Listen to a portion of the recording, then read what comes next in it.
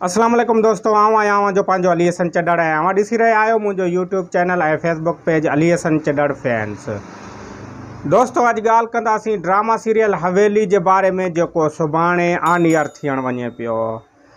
ड्रामे ते ॻाल्हि करण खां पहिरियां मुंहिंजे चैनल खे सब्सक्राइब कयो, लाइक कयो, कमेंट कयो ऐं दोस्तनि ताईं शेयर कयो। दोस्तों ड्रामा सीरियल हवेली जेको हिकु तमामु ज़बरदस्त ड्रामो आहे, जंहिंजी रिकॉर्डिंग बास्पेल मुकम्मल थी चुका आहिनि ऐं कावश अख़बार जे रिसाले मुताबिक़ हिन ड्रामे खे सुभाणे खां स्टार्ट कयो वेंदो। कावश अख़बार जे रिसाले जो मां ही पेज ॾियां थो, अवां हिन खे ॾिसी सघो था। उन मुताबिक़ ही जेको ड्रामो आहे सुभाणे खां स्टार्ट कयो वेंदो ऐं उनखां अलावा हिन ड्रामे जो डायरेक्टर मंज़ूर दानिश साहब बि राब्ते में हुयो मुंहिंजे में।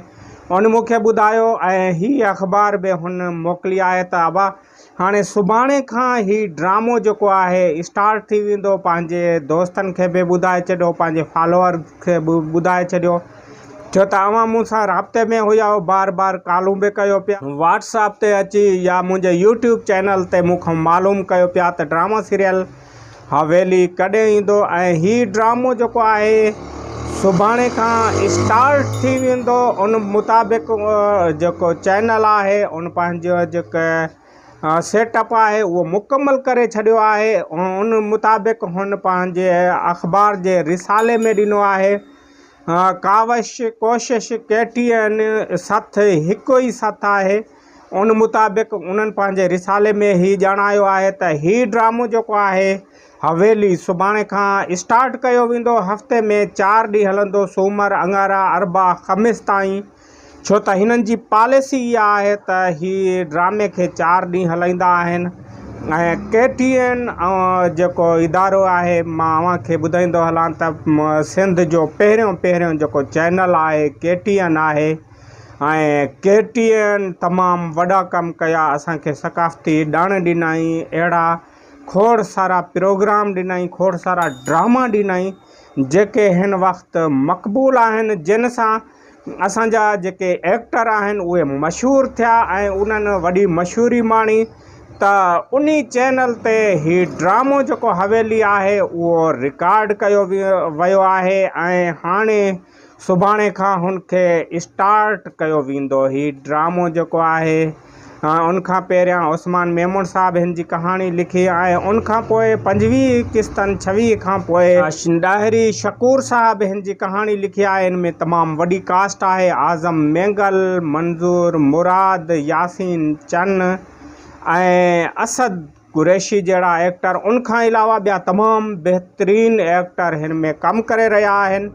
अवां ॾिसंदो ही ड्रामो अव्हांखे पसंदि ईंदो ऐं मां दोस्तनि खे इहो ॿुधाइण जे लाइ ही वीडियो ठाहियां पियो त सुभाणे खां अव्हांजो ड्रामो जंहिंजो अव्हांखे इंतज़ारु हुयो, सूमर खां ही ड्रामो हवेली स्टार्ट कयो वेंदो। उनखां अलावा अवां मूंसां राब्ते में हुयो, तकरार ड्रामे जे बारे में बि मालूम कयो पिया। उन मुताबिक़ मूं नदीर बिरोही सां राब्तो कयो। नदीर बिरोही चयो त मां कराची हुयुसि ऐं सिंध TV जी ऑफिस में हुयुसि। उन्हनि चयो आहे त तकरार ड्रामो जेको आहे उहो सूमर खां हलंदो ऐं मोहब्बतनि जे माॻ जे बारे में बि ॿुधायो वञे पियो त हीउ बि सूमर खां हलंदो। पर हवेली जेको ड्रामो आहे उहो जेको आहे ज़रूरु हलंदो। उन जे करे छो त हिननि अख़बार में एडवर्टाइज़ जे लाइ ॾेई छॾियो आहे। उन पंहिंजे चैनल ते जेको प्रोमो हले पियो उन ते बि हुननि डेट ॾिनी आहे त सूमर खां जेको आहे हीउ ड्रामो स्टार्ट थी वेंदो। ऐं हिन अख़बार में अवां ॾिसी सघो था, उन्हनि ॼाणायो आहे त हीउ ड्रामो जेको आहे सुभाणे जेको ॾींहुं हूंदो, सूमर खां हीउ ड्रामो स्टार्ट कयो वेंदो। हफ़्ते में 4 ॾींहं हलंदो। हिन ते पंहिंजे अली हसन चॾड़ खे ॾींदा इजाज़त। वेंदे मुंहिंजे चैनल खे सब्सक्राइब कयो, लाइक कयो, कमेंट कयो ऐं दोस्तनि ताईं शेयर कयो। मूंखे ॾींदा इजाज़त। अल्लाह हाफ़िज़।